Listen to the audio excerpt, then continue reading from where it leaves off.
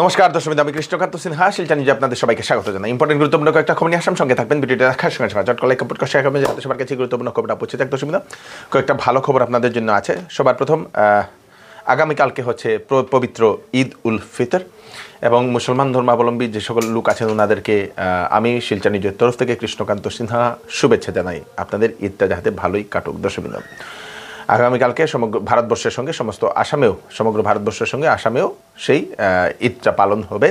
Central Hilal কমিটির তরফ থেকে সেই ঘোষণাটা করা হয়েছে।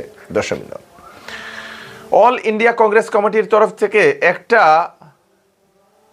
প্রেস রিলিজ করা হয়েছে। সেই প্রেস রিলিজকে নিয়ে সমস্ত আসামে এখন চর্চা চলছে। দর্শক, সেই প্রেস রিলিজ নিয়ে এখন সমস্ত নিউজ মহলে চর্চা করছে, অনেকেই তার প্রতিক্রিয়া ব্যক্ত করছেন। আপনারা কিন্তু আপনাদের মতামত জানাতে ভুলবেন না।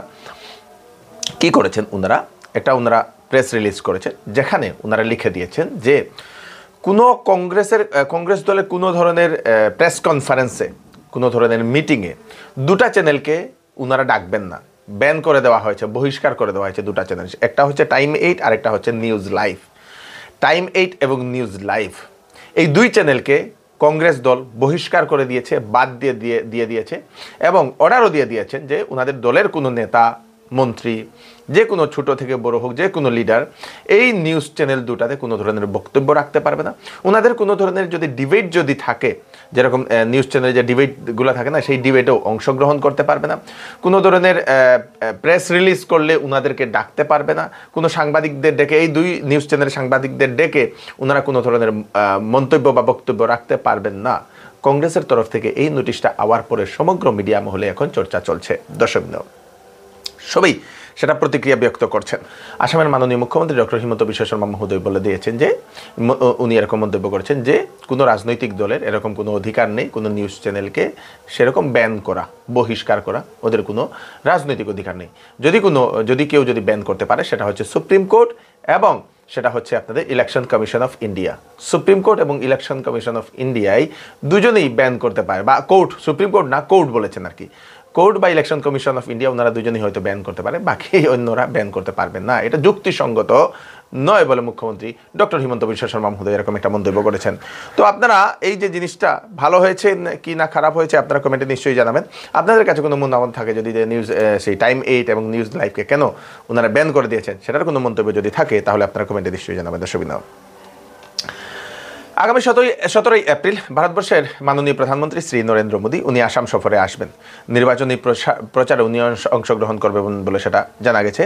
মুখ্যমন্ত্রী ডক্টর হিমন্ত বিশ্ব শর্মা মহোদয় বলেছেন যে এইবার বিজেপি 400 পার করবে সমগ্র ভারতবর্ষে এবং আসামে 13টা আসনেই বিজেপি জিতবে বলে মুখ্যমন্ত্রী এরকম মন্তব্য করছেন। আপনারা কি মনে করছেন এইবার কোন দল কোন জায়গাতে জিতবে, কোন পার্টি? আপনারা একবার জানিয়ে দেবেন নিশ্চয়ই কমেন্টে। দর্শক, আজ 10 তারিখ লাখ লাখ হিতাধিকারীর অ্যাকাউন্টে ঢুকেছে টাকা, অরুণোদয় টাকা, বৃদ্ধ পেনশন, বিধবা পেনশন, দিব্যাঙ্গ পেনশন, সরকারি যে সকল স্কিমের টাকা যারা হিতাধিকারীরা যারা পান ওনাদের অ্যাকাউন্টে সেই টাকাটা ঢুকেছে। আপনাদের অ্যাকাউন্টে সেটা ঢুকেছে কিনা আপনারা একবার কমেন্টে নিশ্চয়ই জানাবেন। যদি ঢুকেনি তাহলে আপনারা কি কেওয়াইসি সেটা ফিল আপ করেছেন কিনা সেটাও একবার আপনারা চেক করে নেবেন। দর্শকবৃন্দ, কাছাড় জেলার ডেপুটি কমিশনার মহোদয় উনি একটা নোটিশ জারি করে দিয়েছেন, একটা অর্ডার জারি করে দিয়েছেন। সরকারি যে সকল কর্মচারীরা আছেন আমাদের কাছাড় জেলার ভিতরে ওনারা ডিস্ট্রিক্ট ছেড়ে ইলেকশনের রেজাল্ট না আসা পর্যন্ত ওনারা যেতে পারবেন না। যেতে হলে ওনাদেরকে প্রপার পারমিশন নিতে লাগবে। উইদাউট এনি পারমিশন ওনারা ডিস্ট্রিক্ট মানে জেলা ছেড়ে ওনারা যেতে পারবে না, কারণ এখন ইলেকশনের কাজ চলছে। অনেকেই ওনাদের সেই অ্যাপয়েন্টমেন্ট লেটার দিয়ে দেওয়া হয়েছে কোন জায়গাতে ওনারা ইলেকশনের ডিউটিতে পড়বেন এবং অনেকেরই এখন বাকি আছে। সেগুলো এখন প্রসেস চলছে, দিয়ে দেওয়া হচ্ছে। তো বুঝতে হয়তো 1 দিন 2 দিন হয়তো সময় লাগতে পারে। তাই সবাইকে বলে দেওয়া হয়েছে কোনো সরকারি কর্মচারী এই ইলেকশনের রেজাল্ট না আসা পর্যন্ত সেই আমাদের জেলা ছেড়ে না যাওয়ার জন্য বলে দিয়েছেন। দর্শক, অনেক পুরুষ মহিলারা বিবাহের পর ওনাদের সন্তান হয় না, অনেক চেষ্টা করেন, ওনাদের কিছু প্রবলেমের কারণে সন্তান হয় না, কিছু সমস্যার কারণে, এবং ওনারা আইভিএফ ট্রিটমেন্টের জন্য ওনারা চিন্তা করেন। তো আপনাদের জন্য সুখবর, সরকারি খরচে আপনারা আইভিএফ ট্রিটমেন্ট করতে পারবেন। সেটা কোথায়? সেটা হচ্ছে গুয়াহাটির জিএমসিএইচে। অলরেডি একটা কেস সাকসেসফুল হয়েছে সেখানে এবং অনেকগুলা এখন অলরেডি সেই আইভিএফ ট্রিটমেন্ট চলছে সেখানে। এবং যে সকল মানুষ, যে সকল পুরুষ মহিলারা, যে সকল স্পেশালি মহিলা যাদের সন্তান হয় না, যারা আইভিএফ করতে চান, আইভিএফ এর দ্বারা যারা সন্তান জন্ম দিতে চান, আইভিএফ এই ইয়ের দ্বারা চিকিৎসা পদ্ধতির দ্বারা, আপনারা কি করবেন, গুয়াহাটি জিএমসিএইচে সোম, বুধ এবং শুক্র, সোমবার, বুধবার এবং শুক্রবার এই 3 দিন সেখানে প্রসূতি বিভাগে আপনাদেরকে যেতে লাগবে। সেখানে গিয়ে আপনাদেরকে দেখাতে লাগবে, ডাক্তারদেরকে দেখান, যদি হয় তাহলে আপনাদেরও সেটা সেই ইয়েতে হয়ে যাবে সরকারি খরচ আইভিএফ ট্রিটমেন্টে সেখানে 70,000 টাকা থেকে শুরু বলে সেটা জানা গেছে। সেটা প্রাইভেট বেসরকারি হাসপাতালে 2 লাখ, 3 লাখ, 4 লাখ, 5 লাখ, 7 লাখ টাকা অবধি এরকম হাসপাতাল ভ্যারি করে। তাই আপনারা যারা সরকারি খরচে আইভিএফ করতে চান একবার গুয়াহাটির জিএমসিএইচে যান এবং আসামের মাননীয় মুখ্যমন্ত্রী ডক্টর হিমন্ত বিশ্ব শর্মা মহোদয়কে একটা রিকোয়েস্ট, আবেদন যে দয়া করে এই সিস্টেমটা আমাদের শিলচর মেডিকেল কলেজ এবং হাসপাতালে দিয়ে দিলেও খুবই ভালো হবে বলে আমরা মনে করি। আপনারা আপনাদের মতামত জানাবেন। দর্শকবৃন্দ, ওয়েডিং সিজন উপলক্ষে শ্যামসুন্দর জুয়েলার্স আপনাদের জন্য নিয়ে এলো নিত্য নতুন ডিজাইনের হলমার্কযুক্ত গহনার বিশাল সম্ভার। সঙ্গে পাচ্ছেন গহনার মজুরিতে 50% পর্যন্ত ছাড়। এছাড়া এখানে আছে পুরাতন সোনার বদলে নতুন গহনা নেওয়ার বিশেষ সুযোগ। তাই দেরি না করে তাড়াতাড়ি চলে আসুন শ্যামসুন্দর জুয়েলার্সে। Shyamsundar jewellers, central road, Silchar. Phone number হচ্ছে 8486467636। এইবার চৌধুরী টেক্সটাইলে রিডাকশন ও ঈদের জন্য নিয়ে আসা হলো বাম্পার কালেকশন। বেনারসি 800 টাকা থেকে শুরু, জামদানি 300 টাকা থেকে শুরু, আপ টু 70% ডিসকাউন্ট ঈদের কালেকশনে। বেড কাভার পাবেন মাত্র 120 টাকায়। 10 দিনের মধ্যে কাপড় পছন্দ না হলে টাকা ফেরত পেয়ে যাবে। তাই তাড়াতাড়ি দেরি না করে চলে আসুন চৌধুরী টেক্সটাইলে। চৌধুরী টেক্সটাইল, ফাটক বাজার, গলি নম্বর 2, ফোন নম্বর 0384223406 আগামী 14ই এপ্রিল আসামের বিভিন্ন প্রান্তে প্রচণ্ড বৃষ্টি, ঝড়, তুফান হওয়ার সম্ভাবনা। দর্শকবৃন্দ, আইএমডি জারি করে দিয়েছে ইয়েলো অ্যালার্ট বিভিন্ন জেলাতে। কোন কোন জেলাতে আমি বলে দিই, অনেকটা জেলাতে। সেটা হচ্ছে আপনাদের তিনসুকিয়া, ডিব্রুগড়, ধেমাজি, লখিমপুর, যোরহাট, মাজুলি, তারপরে কাছাড়, করিমগঞ্জ, হাইলাকান্দি, ডিমা হাসাও, নগাঁও, মরিগাঁও, কামরূপ মেট্রো, তারপরে বরপেটা, তারপরে উদালগুড়ি, নলবাড়ি, কুকরাঝাড়, ধুবড়ি সহ অন্যান্য প্রান্ত প্রচণ্ড বৃষ্টিপাত হওয়ার সম্ভাবনা। বৃষ্টিপাত হবে, ঝড় হবে, তুফান হবে। তাই আপনারা একটু সাবধান থাকবেন। সেদিন 14 এপ্রিলের দিনটা হচ্ছে উৎসবের দিন, পুজোর দিন। সেদিন প্রচণ্ড বৃষ্টিপাত হবে বলে আইএমডি সেটা সতর্কবাণী জারি করে দিয়েছে, ইয়েলো অ্যালার্ট জারি করে দিয়েছে রাজ্যে। দর্শকবৃন্দ, বিজেপি এর রাষ্ট্রীয় সভাপতি জেপি নাড্ডা মহোদয় শিলচর ও করিমগঞ্জের লোকসভা প্রার্থীদের জন্য ইলেকশন ক্যাম্পেইন আসবেন 16 তারিখে বলে সেটা খবর আসে সূত্রে। আসার সম্ভাবনা 16 তারিখে আসলে উনি শিলচর এবং করিমগঞ্জের লোকসভা প্রার্থীদের জন্য উনি ইলেকশন ক্যাম্পেইনে বিভিন্ন সভাতে উনি যোগ দেবেন বলে সেটা জানা গেছে, যদি উনি আসেন। তাছাড়া আমরা যেটা খবর পেলাম, আসামের মাননীয় মুখ্যমন্ত্রী মহোদয়ও 20 এবং 21 তারিখে আমাদের কাছাড়, শিলচর বা করিমগঞ্জ, কাছাড় করিমগঞ্জে উনি আসবেন লোকসভার প্রার্থীদের সেই ইলেকশন ক্যাম্পেইনের জন্য। তার সঙ্গে সঙ্গে যেটা খবর আসে, টিএমসি এর তরফ থেকেও মমতা বন্দ্যোপাধ্যায় মহোদয়াও উনি 17 এপ্রিলের উনিও আসার সম্ভাবনা টিএমসি ক্যান্ডিডেটদের জন্য। দর্শকবৃন্দ, মানে ইলেকশনের আগে সবাই আসছেন আমাদের কাছাড়, করিমগঞ্জ, হাইলাকান্দিতে। গতকাল কালাইন পুলিশ গোপন সূত্রে খবর পেয়ে অভিযান চালিয়ে এক মাদক পাচারক, ড্রাগ প্যাডলারকে গ্রেফতার করতে সক্ষম হয়েছে। সেই ড্রাগ প্যাডলারের নাম হচ্ছে মোহাম্মদ আহাদুল হক। কালাইন ভাঙ্গারপাড়ের বাড়ি। 2000টি ইয়াবা ট্যাবলেট সহ সেই ব্যক্তিকে গ্রেফতার করেছে কালাইন পুলিশ। দর্শকবৃন্দ,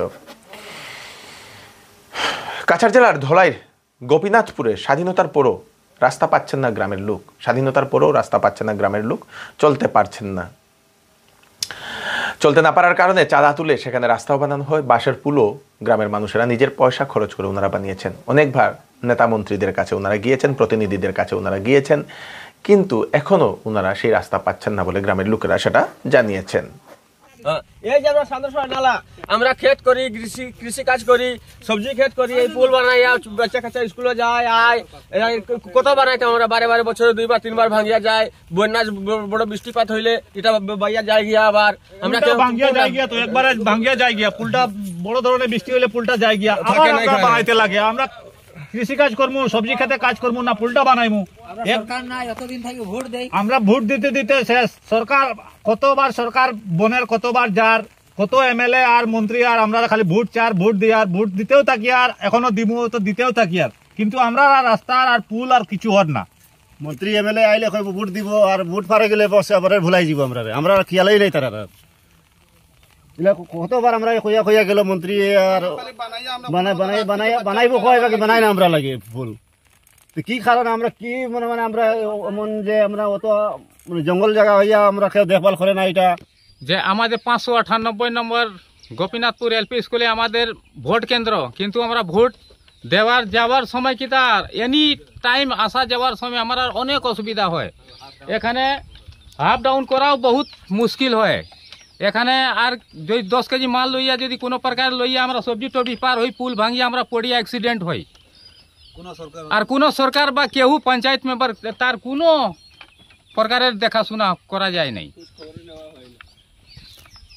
ত্রিপুরা রাজ্যের বিশালগড়ের উত্তমভক্ত অঞ্চলে একটি গাড়িতে নাকা চেকিংয়ের সময় বিশালগড় পুলিশ দেখে সেই গাড়ির ভিতরে সন্দেহভাজন 5 জন রোহিঙ্গা। তাদের ডকুমেন্টেশন যে সময় দেখা হয়, যেখানে জানা যায় সেইগুলো রোহিঙ্গা, সেই 5 জন হচ্ছে রোহিঙ্গা। তারপরে সেই 5 জনকে গ্রেফতার করে নিয়ে যায়। এখন পুলিশ তাদের এগেনস্টে লিগ্যাল অ্যাকশন নিচ্ছে বলে সেটা জানা গেছে। মায়ানমার থেকে সেই বর্ডার পার করে আমাদের ভারতবর্ষে সেই ঢুকেছিল। কোথায় যাওয়ার উদ্দেশ্যে ওরা যাচ্ছিল সেটা এখনও জানা যায়নি। পুলিশ এখন তদন্ত করছে বলে সেটা জানা গেছে। দর্শক জিজ্ঞাসাবাদ করছে। শিলচরের হাফলংয়ের যে রাস্তাটা যাওয়ার যে রাস্তাটা, সেই রাস্তাটা অনেক জায়গাতে প্রচণ্ড খারাপ হয়েছে, গাড়ি যাতায়াত করতে পারছে না বলে আমরা একটা সূত্রে একটা খবর পেয়েছি। তো আপনারা যদি শিলচর থেকে হাফলং হয়ে যদি গুয়াহাটি যাওয়ার জন্য যদি বাই রোডে যদি চিন্তা করছেন, তাহলে আগে থেকেই আপনারা রিপোর্ট কালেক্ট করে নেবেন রাস্তার কন্ডিশনটা কি। এই হচ্ছে আজকে স্পেশাল আপডেট আপনারা তাড়াতাড়ি জন্য সাথে সবাইকে পাঠিয়ে দেবেন। আপনাদের এলাকাতে যদি কোনো ধরনের সমস্যা থাকে আমাদেরকে কমেন্টে নিশ্চয়ই জানাবেন। আমি কৃষ্ণকান্ত সিনহা আবার নতুন আরেকটি ফ্রেশ আপডেট নিয়ে আবার আপনাদের সবার সামনে ফিরে আসবো। ততক্ষণ আপনারা সুস্থ থাকবেন, সেফ থাকবেন, সবাইকে সেফ রাখবেন। নমস্কার।